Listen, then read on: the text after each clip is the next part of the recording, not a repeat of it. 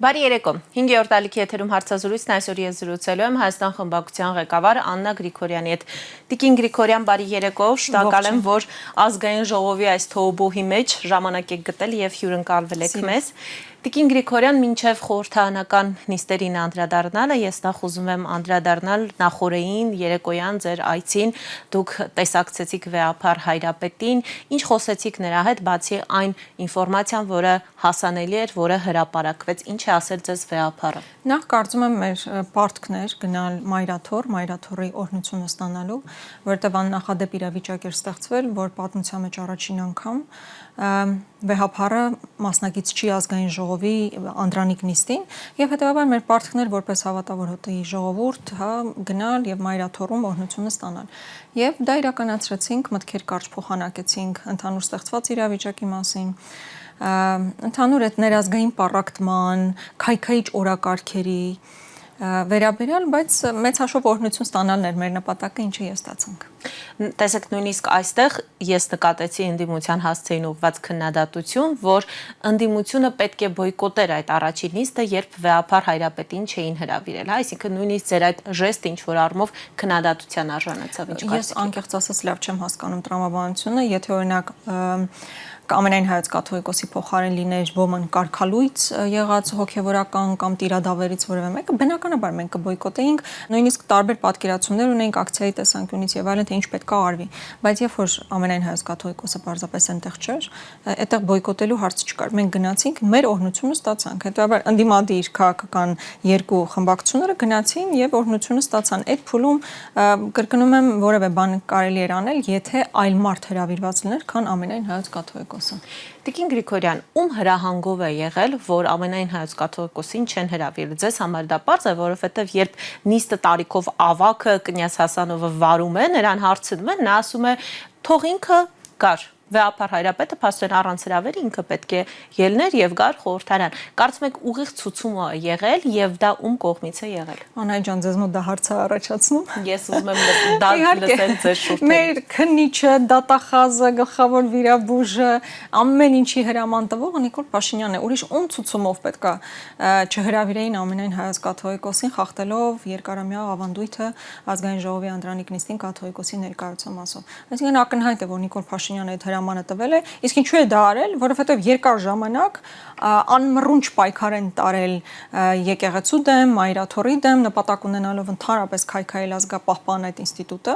եւ հետեւաբար նաեւ իրենց նախընտրական ծրագրում գրել էին կաթողիկոսի հեռացման հարցը, ինչը հակասահմանադրական է, որովհետև սահմանադրությամբ եկեղեցին եւ կառավարությունը իրարից անջատ են, հետեւաբար երբ մի կողմը ուղիղ ծրագիր է մշակում մյուս կողմի մեջ ներազդելու կաթողիկոսի հեռացման հարցում, դա հակասահմանադրական քայլ է։ Այսինքն շատ զարմանալու կարծում եմ առիթ չկա, որ այդ ցուցումը հնչեցված էր, իջեցված էր, իսկ կնյազ Հասանովը, խեղճ կնյազ Հասանով չգիտեր ինչ անել, ոնց անել, ամեն քայլափոխին, ամեն խոսքից հետո նայում է Ռուբինյանին, տեսներ վերջինս ինչ է ասում, եւ իհարկե շատ ծիծաղալու էր, որ ասում էր դե թո կաթողիկոսը գար իր դեմնով էր առնելու։ Տիկին Գրիգորյան, դուք ասում եք Նիկոլ Փաշինյանը եւ ՔՊԱ-ականները բազմիցս հայտարարել են, իրենց պայքարի մասին կաթողիկոսի եւ եկեղեցականների դեմ, ասում եմ եկեղեցականները, որովհետեւ իրենք ասում են մենք եկեղեցու հետ խնդիր չունենք, մեր խնդիրը անձերի դեմ է եւ ծրագրի մեջ էլ գրել են։ Հիմա ազգային ժողովի առաջին այս նիստը ինչ որ առումով կարող ենք ասել նախերգանքներ եւ ինչ որ առումով մեսիջեր, որ եւ կաթողիկոսի եւ եկեղեցու դեմ շուտով իդեպ լինելու է դատական նիստը, որտեղ մեղադրյալի կարգավիճակ ունի վեհափառ Հայրապետը։ Հիմա մենք ինչ, եթե սա ինչ որ առումով մեսիջեր եւ նախերգանքներ, ինչ գործողությունների սպասենք եւ գուցե դուք երեք վեհափառ Հայրապետի հետ նաեւ քննարկել եք հնարավոր սցենարները, ինչ է սպասվում եկեղեցուն։ Բնականաբար համազգային ամոթի հերթական դրսևորումն է, երբ քո հոգևոր առաջնորդը պետք է դատարաններում հայտնվի, այն էլ այնպիսի ծիծաղելու գործերով, որ չգիտես, աներևակայելի։ Իր կայացրած որոշման համար։ Այսինքն ինքը կոնկրետ հոգևորականին կարգալույց է արել, այսինքն ինքը իրավունք ունի ձեռնադրելու հոգևորականի եւ նաեւ կարգալույց անել, այսինքն միայն ինքը ունի այդ իրավունքը։ Հիմա փաստացի Փաշինյանական դատարանը որոշում է, որ այդ իրավունքը ամենայն հայոց կաթողիկոսինը չի եւ դա դատարաններինն է, ինչը աբսուրդ է եւ այդ հոդվածով հիմա կաթողիկոսի դեմ նախաձեռնված քննություն կա Դա սա ուղղակի քաղաքական հետապնդում է, չնայած ես չեմ կարծում, որ հենց այս փուլում կգնան շատ ավելի սերման process-ով, որովհետև իրանք նախորդ շրջանում հասկացել են, որ դա իրենց ոչինչ չի տալիս, բացի բացասական հակազդեցությունից, որովհետև այդ բաները ամեն դեպքում իրանք հետազոտություններ իրականացնում են եւ եթե նկատեք ինչ որ փուլում կանգնեցին։ Ինչ որ փուլում ամեն դեպքում կանգնեցին։ Իհարկե անհավանական գործողություններ արեցին, այդ ու Մայրաթորի վրա հարձակումը, հայ տիրադավերի հետ ինչ որ բաներ խմբեր ստեղծելը եւ այլն, բայց ամեն դեպքում ակնհայտ էր, որ իրենք դա հանրային լայն ընկալում չունի, ընդհակառակը բացարձակ վատ ընկալում ուներ եւ ինչ որ փուլում կանգնեցին։ Իսկ հիմա, քանի կա ադրբեջանական պահանջների հարցը, սահմանադրության փոփոխության հարցը, տարածքների այսպես կոչված անկլավների հանձնման հարցը, ինչի միգուցե եւ խոսենք հաշվի առնելով որ Ռուբեն Ռուբինյանի համար Տիգրանաշենը Հայաստանի մաս չէ, տնտեսական լրջագույն խնդիրները, կոլապսը եւ այլն, այս ամեն ինչի ֆոնին միգուցե ժամանակավորապես երկրորդ պլան են մղել կաթողիկոսի եւ եկեղեցու նկատմամբ հարձակումները, բայց ինչու չի նշանակում, որ իրենք ընդհանրապես հանել են իրենց օրակարգից։ Շարունակում է օրակարգում մնալ մի քիչ ավելի երկրորդային պլանի կարեւորություն։ Իսկ շատ կարճ այս հատվածը ամփոփենք, ձեր օրակարգում այնուամենայնիվ եկեղեցուն պաշտպանելու քայլեր կան, եթե սկսվի նման արշավ։ Բնականաբար ինչպես եղել է, այնպես էլ կա եւ հնարավոր չի եղած լինի մի դրվագ, որտեղ աջակցությունը մեր քաղաքական ուժերի լինի եւ մենք դա չցուցաբերենք։ Ցանկացած վարկին կանգնած ենք Մայրաթորի կողքին։ Տիկին Գրիգորյան, մեկ արարողակարգային թեմայի ուզում եմ անդրադառնալ, այնուհետև վերադառնանք արդեն խորհրդանի բովանդակությանը, շատ քննարկվեց նաեւ եւ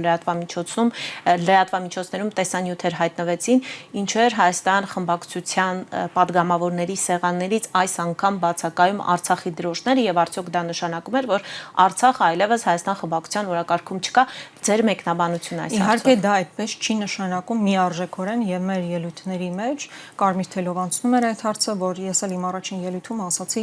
որ կան օրակարգեր, որոնք շարունակելու են մեր առաջնահերթությունը լինել, այդ թվում ռազմագերիների վերադարձի հարցը, Արցախի ժողովրդի հավաքական վերադարձի իրավունքի հարցը, այսինքն օրակարգեր, որոնք վերաբերում են Արցախին, արցախցիներին, այդ թվում սոցիալական տեսանկյունից եւ շարունակել ենք մենք այդ հարցերը բարձրաձայնել։ Իսկ տեխնիկական առումով մենք գնացել ենք խորհրդարան, երբ արդեն հանված են եղել, այսինքն մենք չենք հանել մեր դրոշները, որ մենք տեղադրել էինք։ Հիմա իհարկե հնարավոր է տանել վերադարձնել դրոշները, բայց նաև գիտենք, թե այս իշխանությունների վարքագիծը ինչպիսին է։ Որպես անալոգիա ուզում եմ բերել օրինակ, որ Ֆրանսիայի հրապարակում գոյություն ունեցող Արցախի դրոշը հեռացրել էր իշխանությունը, հետո մենք տարանք նորից տեղադրեցինք, նորից հեռացրեցին եւ այդպես մի քանի անգամ, այսինքն այսպես անդադար դրոշներ դնելու, հեռացնելու այս կռվի մեջ ենք մտնում, հիմա թե որքանով է նպատակահարմար այս փուլում դժվար է ասել, որովհետև չենք ուզում, որ Արցախի հարցի կարևորությունը իջացվի դրոշի մենամարտի, այսպես մենք առավոտը տանենք դնենք, երեկոյան իրանք հավաքեն եւ այդպես շարունակ։ Բայց գուցե դնենք Բայց կարևորը վստահաբար իրանք դա արդեն ասել են, որ այդ դրոշներով պայմանավորված է, հայ իրանք համար ինչ որ ալիբի են փորձում գտնել, որ այդ դրոշներով պայմանավորված է, որ Ադրբեջանը ռազմատենչ հայտարարություն, ինչը իհարկե ճշմարտություն չի, ինքը իհարկե ուղղակի սուտ ու կեղծիք է, բայց ամեն դեպքում այդ դրոշամարտի մեջ մտնելը այս պահին մեր առաջնահերթությունը չի, բայց շարունակաբար պնդում եմ, որ Արցախի վերաբերյալ օրակարգը տարբեր կոմպոնենտներով եւ տարբեր տեսանկյուններից շարունակում է լինել քաղաքական առաջնահերթություններից մեր։ Գալով խորհրդարանական նիստերի բովանդակությանը, ինչպիսին է այս 9-րդ գումարման խորհրդարանը, ձեր տպավորությունն է առաջին նիստերից եւ արդյոք այն ինչ որ առումով տարբերվում է 8-րդից լավ կամ վատ իմաստով, թե լրիվ նույնն է։ Որ ասեմ, առանձնապես չի տարբերվում, առաջին իմ ընկալմամբ այդպես է, առանձնապես չի տարբերվում, իհարկե դեռևս կռիվներ ֆիզիկական առումով չեն եղել, բայց ինչպես ասում են, ամեն ինչ դեռ առջևում է, հաշվի առնելով, որ դեռ նախագահություն ձևավորված չի այնտեղ, մի փոքր կոռեկտությամբ ինչ որ նշույլներ տեսնում եմ իշխանության ներկայացուցիչների կողմից, հա, իբր այսպես կեղծ թեզեր են առաջ տանում, բա եկեք, այսպես համերաշխ, դրական մթնոլորտում, բարեկիրթ, ինչպես ասաց Ռուբինյանը։ Իբր բարեկիրթ ընկերության հույսեր չունենաք, պարզապես բարեկրթության։ Ոչ թե հույսեր չունենք, իրանց հետ որևէ մեկ ընկերանալու ոչ նպատակ ունի, ոչ ցանկություն ունի, հատկապես ես իմ խոսքում էլ դա նշեցի, մեր կուսակցության նկատմամբ խմբակցության անդամներից մեկին պահել են քաղաքական պատանդառության կարգավիճակում եւ ակնկալում են, որ բարեկրթության սահմաններում կլինենք։ Մենք որպես մարդ բարեկիրթ ենք, դաստիարակված ենք, ի տարբերություն այնտեղ շատերի, բայց ամեն դեպքում այդ խիստ կառուցողականության մթնոլորտի մեջ փորձել ձև տալ, որ մենք այդպեսին ենք ուզում լինել, եկեք կառուցողական քննարկումներ իրականացնենք եւ այլն, մենք ոչ նաիվ ենք, ոչ էլ երեք ենք հայտնվել խորհրդարանում, մենք դրա միջով անցել ենք 21 թվականին Նույն Ռուբինյանը, հետո էլ նաև Արլեն Սիմոնյանը նմանատիպ ելույթներ էին ունենում, որոնք կառուցողականության տիրույթ եւ այլն։ Միջև ընտրվելը։ Այո, միջև ընտրվելը, որ պահին հայտնվեցին արդեն նախագահողի այդ բանում, պոդիումում, դրանից հետո սկսվեցին թիրախավորումները, դուք մնացածը տեսել եք, թե ինչպես են անվտանգության աշխատողներ կանչում падգամավորների հետևից, թե ինչպես են անդադար կին падգամավորներին հեռացնելու հրամաններ են տվել։ Ես իմ օրինակն էլ բերեցի, որ չեմ հիշում մի ելույթ, որ ես սկսեմ ու ավարտեմ առանց միջամտության, առանց ըթհատումների, տեղից արձագանքումների եւ այլն։ Այսինքն այս թվացial իրենց բարեկրթության հայտարարությունները մեզ համար մեղմ ասած արժանահավատ չեն, ինչպես Ստանիսլավսկին կասեր նիվերյու։ Տեսեք Տիկին Գրիգորյան, Ռուբինյանը դա մեկնաբանում է, արդարացնում է իրենց նախորդիվ պահվածքը նրանով, որ Հայաստան խմբակցությունը կամ առհասարակ նախորդ ընդդիմությունը, այդ թվում եւ Պատիվ ունեմը չի ընդունել իրենց որպես ժողովրդի ընտրած իշխանություն։ Դուք չեք համակերպվել այդ երևույթի եւ այդ գաղափարի հետ։ Դրա համար էլ իրեն գնացել են բիրտ միջոցների։ Սա հետաքրքիր, բայց տարօրինակ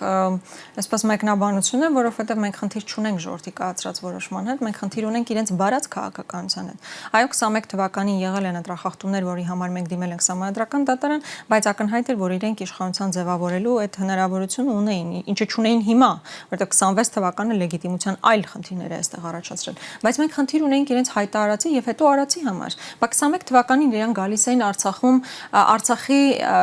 հետեւյալ թեզով, անջատում հանուն փրկության թեզով, Շոշի եւ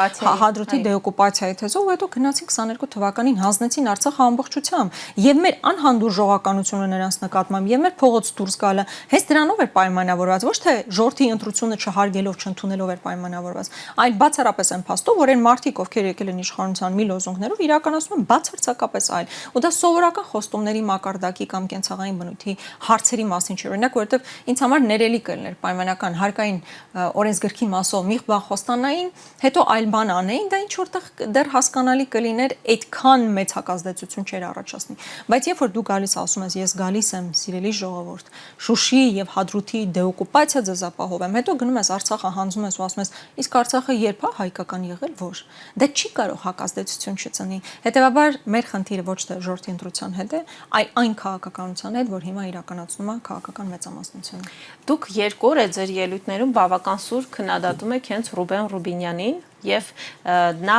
ակնկալիք ուներ, որ Հայաստան խմբակցությունից լինելու են падգամավորներ, որոնք իր օգտին են քվեարկելու, այդ թվում եւ դուք ձեր անուններ տալիս, ինչու հուսախապարեցիք Ռուբեն Ռուբինյանին եւ առհասարակ ինչու որոշեցիք չմասնակցել ընտրությանը։ Դե Ռուբինյանի մասին խոսում ենք, որովհետեւ նրա ընտրության հարցն է, հակառակ դեպքում ընդհանրապես նպատակ չկա նրա մասին խոսել, բայց մենք նաեւ նախորդ խորհրդարանից ունենք ձևավորված այդ ավանդույթը փակ գաղտնի քվեարկություններին չմասնակցելու, եթե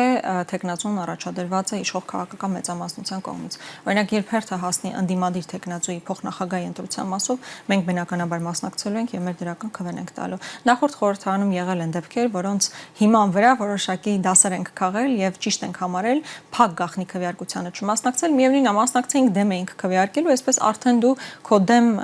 դիրքորոշումը հայտնում ես։ Տիկին Գրիգորյան, ձեր ելույթի հիմնական շեշտադրումը այսպես քաղաքական հովանավորչությանն էր վերաբերվում նեպոտիզմ ասվածին, երբ ասում եք, որ նույն Ռուբեն Ռուբինյանի եղբայրը, Հայկ Կոնջորյանի կինը, Արադ Միրզոյանի կինը, նաև այլ պաշտոնյաների թվարկեցիք, զբաղեցնում են բավական լավ պաշտոններ, այդ թվում եւ բանկերում, առևտրային բանկերում, եւ դա պայմանավորում եք նրանով, որ արդեն Հայաստանի կառավարությունը մասնաբաժիններ ունի, հա, այդ բիզնեսների մեջ, ենք ասում են, դա առանձին բիզնես է, ինչ կապ ունի մեզ հետ, որտեղ եք տեսնում հովանավորչություն եւ ասում են նրանք պարզապես մեր հարազատները, պարզապես պրոֆեսիոնալներ են։ Ի վերջո, այստեղ հակասություն կա թե չկա, Տիկին Գրիգորյան, կարողացավ նույն ինքը Ռուբեն Ռուբինյանը ձեզ համոզել, որ օրինակ պարզապես իր եղբայրը բավական տաղանդավոր անձնավորություն է, դրա համար էլ զբաղեցնում է այդ պաշտոնը։ Ես չեմ բացառում, որ նրա եղբայրը լավ մասնագետ լինի, բայց ինձ մոտ հարց է առաջանում, թե ինչպես բոլոր մասնագետների միջից ամբողջ Հայաստանում վստահաբար լիքը լավ մասնագետներ կան, բայց ինչպես է ստացվում, որ հենց Ռուբինյանի եղբայրն է հայտնվում այն կազմակերպություններում, որտեղ պետությունը մասնաբաժին է ձեռք բերում։ Օրինակ Viva-Cell-ում, Viva MTS-ում մասնաբաժին ձեռք բերելուց հետո Ռուբինյանի եղբայրը նշանակվում է այնտեղ պաշտոնի, բարձր պաշտոնի։ Հիմա այնպես չի էլի, որ ինքը ունիկալ է ամբողջ երկրում, որ տենց բոլոր տեղերը հնարավոր է հենց միայն ինքը աշխատի, ուրիշ ոչ մի մարդ չի կարող աշխատել։ Ու ակնհայտ ես այդտեղ տեսնում եմ քաղաքական հովանավորչություն, ուրիշ ինչ տեսք դա պետք է ունենա։ Ընդ որում Viva-Cell-ի մասով շատ հետաքրքիր, ես այսօր մոռացա ամբյոնից ասեմ, բավականին հետաքրքիր պատմություն կա։ Ի սկզբանե Viva-Cell MTS-ը երբ որ վաճառվում էր օֆշորում գրանցված մեկին, որ հետո հիմա ակնհայտ է, որ Սոկոլովի հետ կապ ունեցող մարդ է, թե հենց Սոկոլովն է, գիտենք Trip-ի հիմնադրամի ղեկավարը Այժմյան, այդ ժամանակահատվածում ԱԱԾ-ն առաջին անգամ մերժում է, ասելով, որ անվտանգային ռիսկեր է տեսնում այդ գործարքի մեջ։ ԱԱԾ-ն Աբազյանի օրոք էր այն ժամանակ, մերժում է այդ գործարքը, ասում է ես այստեղ խնդիր եմ տեսնում, չգիտենք ովքեր են իրական մարդիկ, ովքեր են իրական շահառուները։ 2 ամիս հետո համաձայնություն է տալիս։ Ես բազմաթիվ նամակներ եմ ուղղել եւ Աբազյանին եւ նաեւ այսպես ուղիղ հարցադրումներ հնչեցնելու փակ նիստերում հնչեցնելու հնարավորություն եմ ունեցել, որ այդ ինչ է փոխվել 2 ամսվա մեջ, որ 2 ամիս առաջ ասում եք սա անվտանգային ռիսկեր է իր մեջ պարունակում, 2 ամիս հետո ասում եք այստեղ խնդիր չկա։ Եվ խնդիր չլինելու հանգամանքը պայմանավորվում էր նրանով նաև, որ Viva Armenian 20% մասնաբաժինը փոխանցեց կառավարության։ Այսինքն որ փուլում Viva-ն մասնաբաժին է փոխանցում կառավարություն, այդ խնդիրը վերջանում է։ Լիզյանի դեպքում էլ նման է։ Այո, նույնը նաև Լիզյանի վաճառքի այդ բանի գործարքի դեպքում է։ Եվ այդ գործարքից հետո նշանակվում է այնտեղ բարձր պաշտոնի Ռուբինյանի եղբայրը։ Կրկնում եմ, Հայաստանի բոլոր մասնագետներից ընտրվում է Ռուբինյանի բարձրաստիճան պաշտոնյայի եղբայրը պետական մասնաբաժին ունեցող կազմակերպությունում նշանակվելու համար։ Ես կարծում եմ, այստեղ առավել քան ակնհայտ է այդ քաղաքական հովանավորությունը, նույնը նաև Հայկ Կոնջորյանի մասով այսօր իր քննարկումն էլ տեղի կունենա։ Կոնջորյանի կինը կարող է եւ լավ մասնագետ է, հասկանում եք, բայց եթե ինքը չլիներ $10,000 բայց եթե ինքը չլիներ Կոնջորյանի կինը, որքանն էր լինելու հնարավորությունը, որ ինքը կգլխավորեր Հայ Փոստը։ Այն դեպքում, երբ որ Հայ Փոստը հիմա այսպես մինուսով է աշխատում, եւ միակ բանը, որ աճել է այդտեղ, աշխատավարձերի ֆոնդն է եւ վերջինը ստանում է $10,000 աշխատավարձ։ Այսինքն, այստեղ չի կարելի դա չտեսնել, այդ քաղաքական հովանավորչությունը չտեսնել, նեպոտիզմը չնկատել, սրանք ակնհայտ փաստեր են։ Նույնը նաեւ Արադ Միրզոյանի կինը։ Հիմա ուզում եք ասել, որ իսկապես մեր երկրում այլ մասնագետներ չկան, բացի ԿՊ-ական պաշտոնյաների հարազատները։ Իսկապես այդպես է։ Անիվով տեսանք մենք ինչ արեցին։ Հիմա այս հիմնադրամի մասին շատ մեծ հաշվետվություն չկա, որ հասկանանք այստեղ ամեն ինչ լավ է ընթանում, ինչպիսի ներդրումներ կան, այդ ներդրումները հավուր պատշաճի ծառայում են, թե չէ, մենք իսկապես պետք է ուսումնասիրենք այդ բոլոր հիմնադրամներում թափանցիկությունը ինչպիսին է, օգուտ բերում են, թե էլի Անիվի նման տապալելու են, որովհետև եթե հիշում եք, Անիվն էր սկզբում, տեսնեք, ինչ փուչիկներով էին ներկայացնում։ Աննախադեպ գույներով, որ տեսեք, այս մի խոշոր fly առնան եկավ, այսպես կազմակերպություն ստեղծեցին, չէ, մեծ շուկով նշեցին, հետո պարզվեց մի 4.5 միլիարդի կորուստ ենք ունեցել։ Մեր հարկատուների գրպանից 4.5 միլիարդ գնացել է։ Այդպես Տիգրան Ավինյանի կնոջ ընկերությունն է գնացել, այդպես իր դասընկերոջն է գնացել, համատարած գումարները, որ գնացել է։ Մեր հարկատուները տանջվելով, բարձր հարկերով մուծել են, իրանք տարել են այդ գումարները վատը։ Հիմա օրինակ նույն թեմայից մի քիչ շեղվեցինք, բայց այս հարցն էլ տամ նույն Գագիկ Ծառուկյանի բիզնեսների հետ կապված, օրինակ Multiwellness-ի, երբ Տիգրան Ավինյանը հայտարարում է, հա, ի ուրախություն, ի լուր աշխարհի եւ քաղաքացիների, որ դա այլևս պատկանում է քաղաքապետանին, այստեղ ինչ ռիսկեր եք տեսնում եւ քաղաքացին դրանից ինչ է շահում, Տիկին Գրիգորյան։ Եթե անկեղծ ես չգիտեմ քաղաքացին այդտեղից ինչ պիտի ստանա։ Ես տեսնում եմ, որ որոշ մարդիկ ուրախանում են նաեւ, բայց այդ մարդկանց կյանքում ինչ է փոխվելու։ Իրանք ձերի մուլտի հիմա ինչ է կոչվում։ Երևան Wellness, եթե ճիշտ եմ հիշում։ Այսինքն հիմա որ ձերի չեն գնալու Երևան Wellness, որ իրանց կյանքում ոչ մի բան չի փոխվելու, բացի նրանից, որ սա հերթական ազդակն է լինելու միջազգային որևէ դերակատար եւ կուզենար ներդրում աներ Հայաստանի Հանրապետությունում։ Ոչ մեկ չի ուզենալու այլևս Հայաստանում ներդրում աներ, եթե տեսնում են օրը ցերեկով հեծը խլվում է, Գագիկ Ծառուկյանի բոլոր բիզնեսները խլվում են։ Ես նույնիսկ ինձ մտածում եմ, ասում եմ, պատկերացրեք որևէ ընդդիմադիր, օրինակ Վարշավիրանոց ունենա։ Պետք է գնան Վարշավիրանոցը խլեն, ու հետո ներկայացնեն, որ տեսեք Վարշավիրանոցը վերադարձվել է պետությանը, կամ գիշերային ակումբ ունենա որևէ մեկը գնալու են խլեն, ասեն, այսուհետ այստեղ սա պետական գիշերային ակումբ, չեմ հասկանում ինչ են անում։ Ու գոնե ամաչեի պետական գիշերային ակումբ։ Սա գոնե ամաչին, սա հրապարակային անել, որովհետև նման դեպքերում ակնհայտ է, որ բիզնեսի խլման process-ը գոնե նման դեպքերում փորձին թաքցնել, ինչ որ պատճառաբանություններ գտնել, բայց ակնհայտ է, որ ուղղակի այսպես բաց էի, բայց հայտարարում են Նիկոլ Փաշինյանի հայտարարությունների համատեքստով էլ այսպես գնում են։ Լավ, հիմա Տիկին Գրիգորյան, վերադառնանք անվտանգային հարցերին, տեսեք դուք հարց ուղեցիք նաև ձայնագրությունը հայտնի միացրիք Նիկոլ Փաշինյանի, որտեղ նա ասում էր, եթե ես չստանամ սահմանադրական մեծամասնություն, ապա լինելու է պատերազմ։ Հիմա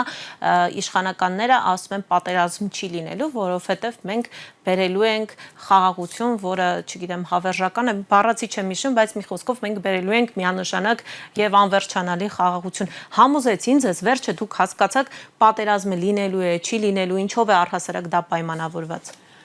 Ես հասկացա մի բան, որ մարդիկ խտրություն չեն դրել միջոցների միջև իշխանությունը նորից վերցնելու համար, որովհետև բարոյական առումով ուղղակի լրիվ անհասկանալի է, թե դու ոնց ես կարողացել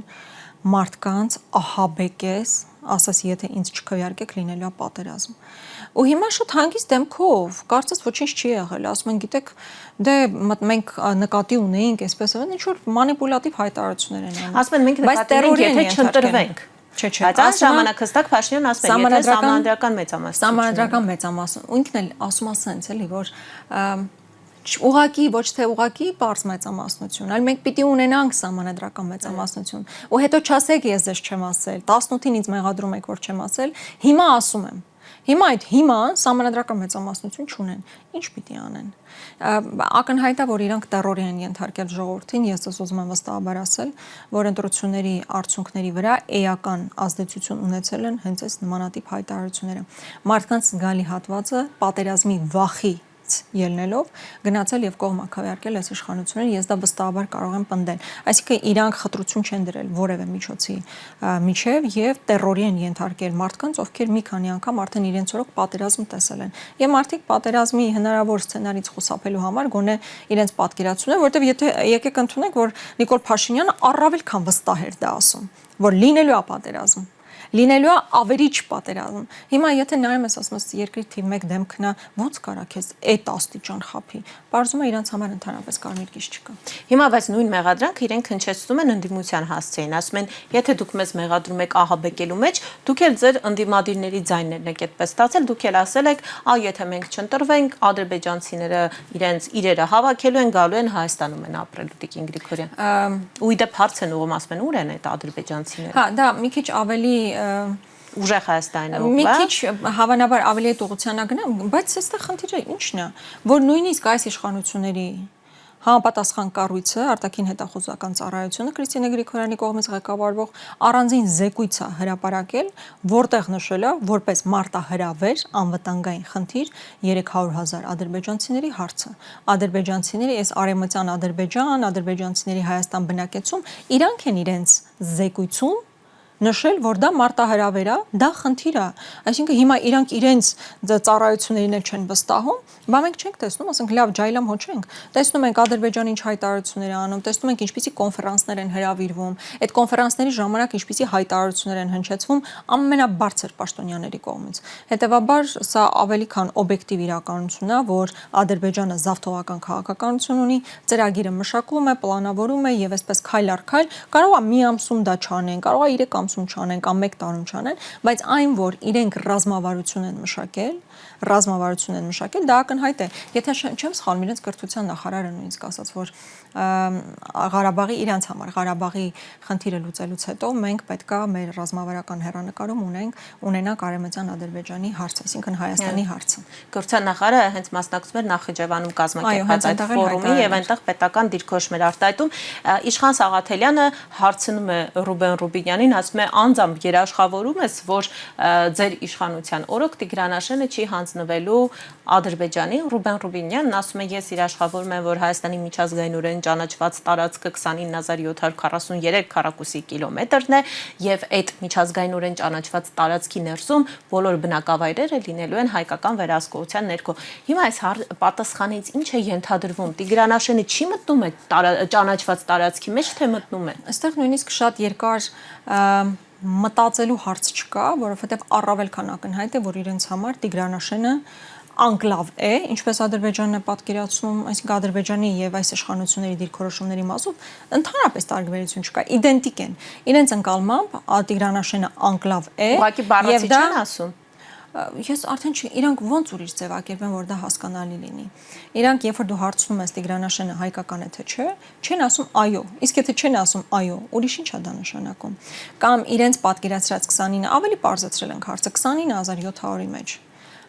Տիգրանաշենը մտնում է թե չէ։ Չեն պատասխանում, ասում այդ հարցը պետք է լուծվի անկլավների մասով սահմանազատման տիրույթում։ Այսինքն իրանք Տիգրանաշենը ընկալում են անկլավ,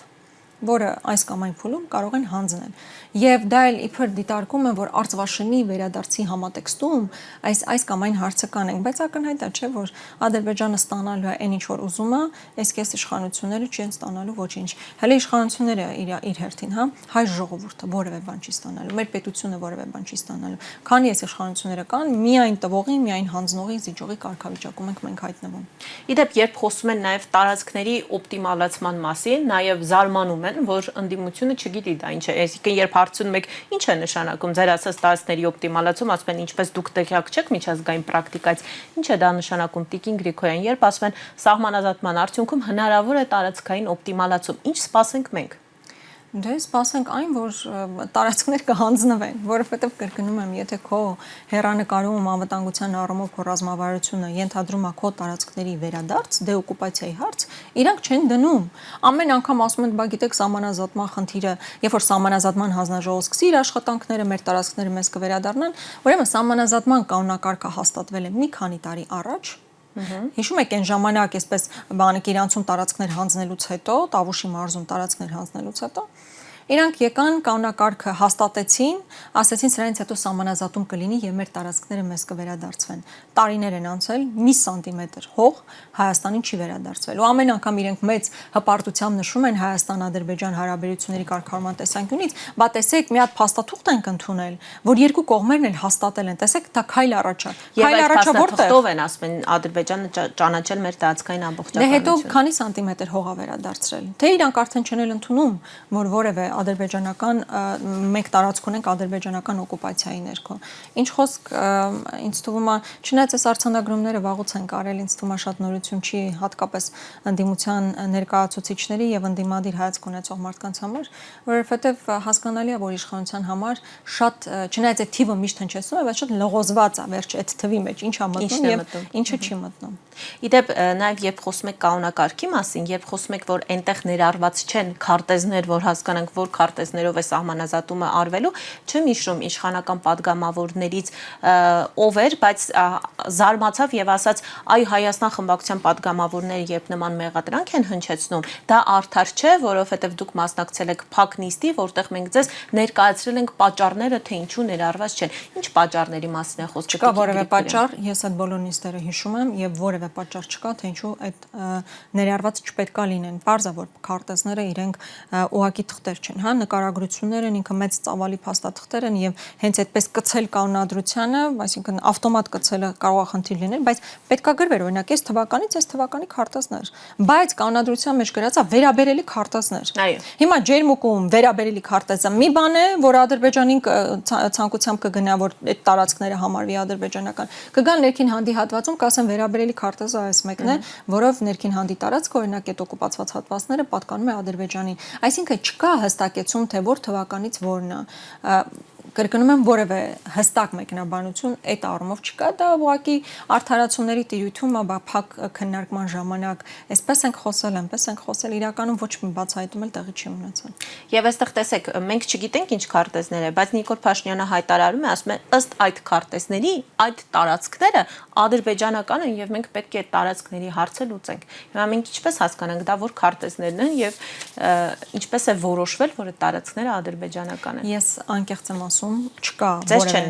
որևէ չկան այդ քարտեզները։ Կա ամեն անգամ, ես ախր որևէ կտորի շուրջ հիմա բանակցություններ տեղի չեն ունենում, որ ասես Ադրբեջանը այսպես է պատկերացնում քարտեզը, Հայաստանն այսպես է պատկերացնում քարտեզը, չի քննարկում, սահմանազատման հանձնաժողովները չեն աշխատում։ Դա տեսնում ենք, չէ՞։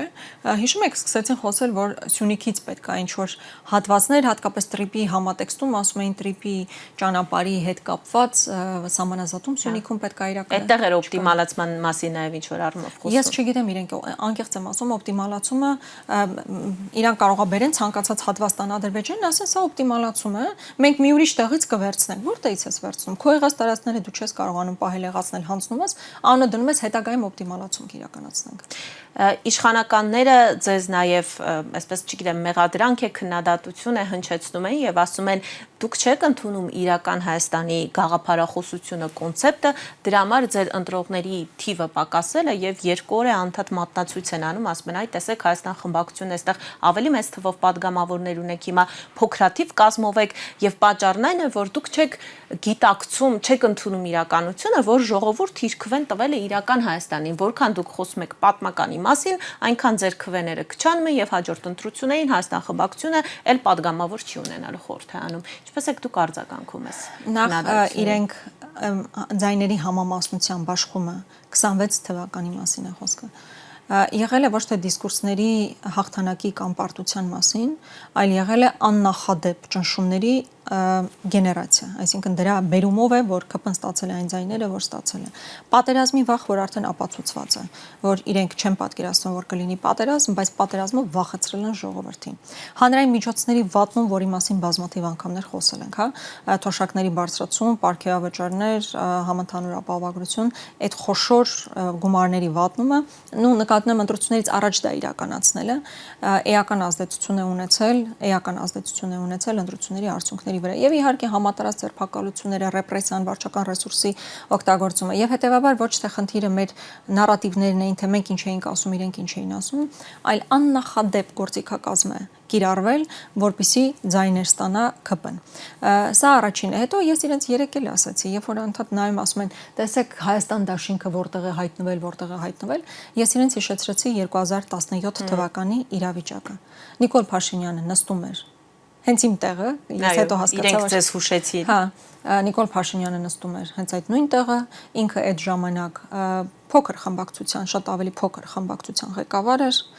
17 թվականին հանրապետական իշխանությունը եկել էր իշխանության, մեծամասնություն էր ձևավորել, Նիկոլ Փաշինյանն էլ այդ պարլամենտում փոքր խմբակցության ղեկավար էր։ 18 թվականին այլևս Նիկոլ Փաշինյանը դարձավ Հայաստանի Հանրապետության վարչապետ։ Այդ ընթացքը իհարկե կարելի է երկար քննարկել ոնց ինչի, բայց փաստը դա է։ Հիմա ամեն անգամ երբ որ մեզ նայում են, ասում են դուք այդտեղ եք նստած, 17 թվականին իրանք այդտեղ էին նստած, հիմա կառավարող ուժի տեղում են նստած, այդպես թող ցինիկաբար այդ բանը չբերեն։ Բայց զուգահեռները Տիկին Գրիգորյան, որ անցկացնում եք հիմա հնարավոր է, որ լինի օրինակ հերթական մի հեղափոխություն եւ Հայաստան խմբակցությունը վերցնի երկրի կառավարման ղեկը։ Մենք պետք է ամեն բան անենք, ամեն բան, հնարավոր բոլոր միջոցները, որպեսզի այս իշխանությունները երբեք այլևս չլինեն մեծամասնություն մեր երկրում եւ քաղաքական այդ որոշումները չկայացնեն։ Ու հետո երբ որ ասում է, այ տեսեք իրական Հայաստանը դուք չեք ընդունում։ Լավ, իրական Հայաստանի մեջ է մտնում Ալիևյան սահմանադրությունը ընդունելը, Արարատի դեմ պայքար տանելը, մեր հերոս տղաների նկարը ջնջելը։ Եթե դա է իրանց իրական Հայաստանը, հայ ես չեմ ուզում այդ իրական Հայաստան։ Դա չի իմ ընկալմամբ Հայաստանը։ Որովհետև Հայաստան չի նշանակում, որ դու պետքա պայքարես քո խորհրդանիշների դեմ, որ Ադրբեջանի բոլոր պահանջները տարածքայինից մինչև նարատիվային իրականացնես, այո, դա չի իրական Հայաստանը, եւ հերիք է մեզ հրամցնեն, որ Հայաստանը միայն ուտել խմել զվարճանալու մասին է եւ քո պատմական ժառանգությունը ոտոտակ տալու մասին է, այդպես չի։ Դու պետքա եւ քո պատմական ժառանգությունն ի վիճակի լինես պահելու, կրելու, փոխանցելու, որովհետև ժառանգությունը սերունդների ժառանգությունը կարևոր հանգամանք է։ Ես եւ դուք հայկական մտածողությունն եք, որտեղ մեր նախնիները ունեն այդպիսի մտածողություն, որտեղ մենք տարբեր թելերով իրար կապված ենք։ Եվ այդ թելերը կոչվում են ինքնություն, համախումբը կոչվում է ինքնություն։ Եվ դա մեր հավատն է, եկեղեցին է, արժեքներն են, ընտանեկանից մինչև մտածողություն։ Հիմա այդ ամեն ինչի վրայով անցնում են խորհրդանիշներ, հա, հերոսական պատմություն եւ այլն, այդ ամեն ինչի վրայով անցնում են, ասում են դուք ընդունեք իրական Հայաստան։ Ինչ է իրական Հայաստանն այնտեղ է, որտեղ դպրոցներ են կառուցվում, ինչը շատ լավ է, որ կառուցվում են, բայց այդ դպրոցներում պետքա դասավանդեն, որ Արցախը երբեք հայկական չի եղել։ Դա ձեր իրական Հայաստանը, որ պետական պարտքը ավելացնեք, դպրոցը կառուցեք, ես դեմ չեմ, եթե պետական պարտքի հաշվին նույնիսկ դպրոցը կառուցում, բայց ինչ բովանդակություն ես դու այնտեղ տանես։ Մենք խնդիր ունենք պետության բովանդակության հետ, այսօրվա բովանդակության հետ, որովհետև այո, ակնհայտ է, որ մենք հատկապես հետ պատերազմական փուլում շատ բան, հատկապես ռազմական առումով մեզ չենք կարող թույլ տալ։ Բայց դա չի նշանակում, որ դու պետքա տրորես անցնես այն ամեն ինչի վրայով, ինչը քեզ հայա դարձնում։ Մեր միակ մեսիջը դա է։ Դա անչափ կարևոր է։ Հիմա ինձ ինչքան էլ ասեք, որ Արարատը մեր ինքնության մաս չի,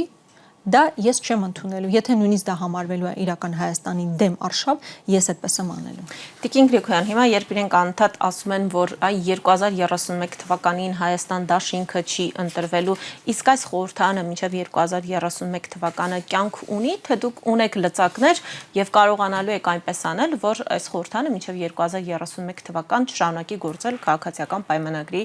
գերիշխանությամբ, այսպես ասած։ Անահիտ, ես անկեղծ եմ ասում, որ ամեն բան պետք է անել դրա համար։ 21 թվականից մինչև այսօր, այո, ցավոք դեռևս ունենք Նիկոլ Փաշինյան անձ, որ վերանշանակվել է վարչապետի պաշտոնում։ Բայց մենք այդ ընթացքում իսկապես հնարավոր ամեն բան արել ենք։ Մենք 21 թվականին, երբ որ խորհրդարան ենք գնացել, ընտրություններից հետո շատ քչերը կարող էին պատկերացնել, որ ամիսներ հետո մենք դուրս ենք գալու փողոցային պայքարի։ Դիմադրություն շարժումը եղավ ընդամենը ամիսներ անց խորհրդարան գնալուց հետո։ Հիմա էլ այդ հարցադրումը շատ հաճախ հնչում է, չէ՞, բայց ինչու փողոցում չեք։ Ամեն ինչ ունի իր ճիշտ ժամանակը, ճիշտ պլանավորումը, եւ ես կարծում եմ, եթե ընդդիմադիր դաշտը, ընդդիմադիր ուժերը ճիշտ համագործակցեն միմյանց հետ եւ կարողանան ճիշտ հաշվարկներ իրականացրել, հնարավոր է, որ շատ ավելի շուտ այս հանգուցալուծումը ստանա, քան ներկայացված 5 տարին է։ Եվ վերջին քննադատությունը հնչեցնեմ ընդդիմադիր ֆրակցիաների եւ Հայաստան դաշինքի հետ կապված եւ ավարտենք Տիկին Գրիգորյան, Հայաստան խմբակցության падգամավորները դուք Լևոն Քոչարյանը եւ այլ падգամավորներ խոսեցիք ԲՀԿ-ի ձայները գողանալու մասին, հենց ամբիոնից խոսեցիք, իհարկե իշխանությունը հակադարձեց, որ մենք չեն գողացել, դուք ինքներդ եք ցանկանում, որ այդ ընտրատեղամասերում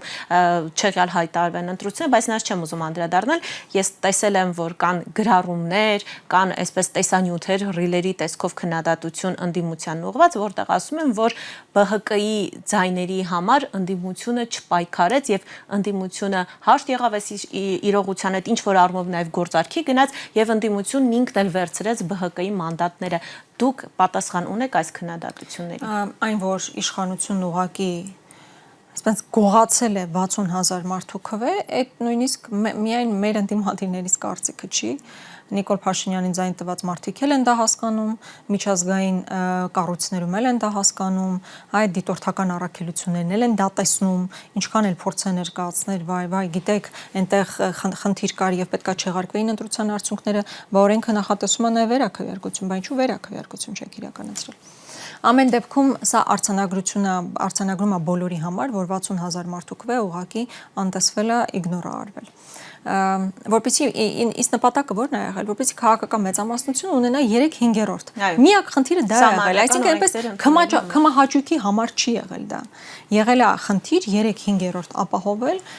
որպեսզի կարողանան համապատասխան օրենքներ, մարդու նշանակումներ իրականացնել, դա է եղել պատճառը, բայց իրանք այնքան ցինիկ են գտվել, որ ոչ միայն ԲՀԿ-ի ձայները վերցրել են, այլ նաև հետո Բարգավաճ Հայաստանի նկատմամբ, մասնավորապես Ծառուկյանի նկատմամբ աննախադեպ, իրականում մեր պատմության մեջ աննախադեպ ռեպրեսիաներ են իրականացնում։ Իսկ ինչ վերաբերվում է, որ ԲՀԿ-ի ձայների, մանդատների մի մասը եկել է նաև ընդդիմությանը, մեկ ուժեղ Հայաստանին, մեկ Հայաստան դաշինքին, դա մեր որոշումը չի եղել։ Հասկանում եք, մենք ընդհակառակը, մենք պայքարել ենք նրա համար, որ այդ իրավիճակը չունենանք։ Սահմանադրական դատարանում ենք դրա մասին խոսել, Սահմանադրական դատարանի դիմաց ակցիաներով, կենտրոնական ընտրական հանձնաժողովի կողքին հավաքվելով, եթե Բարգավաճ Հայաստանը կարողանար այդ փուլում որոշակի գեներացիա ապահովել, մենք մի վարքյան մտածելու խնդիր չունենք, այնտեղ ենք լինելու համագործակցության եւ գործընկերության, այսինքն իրենք պետք է լինեն։ Դե կարծում եմ դա առավել քան տրամաբանական է, որ հենց տվյալ ուժը պետք է նախաձեռնողականություն դրսևորեր եւ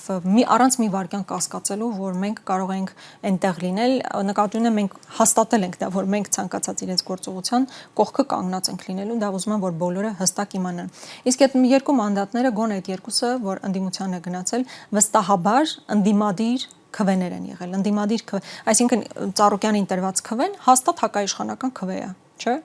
Հիմա իրանք 3 հատը վերցնելով, 3 մանդատը վերցնելով ձևավորել են մեծամասնություն,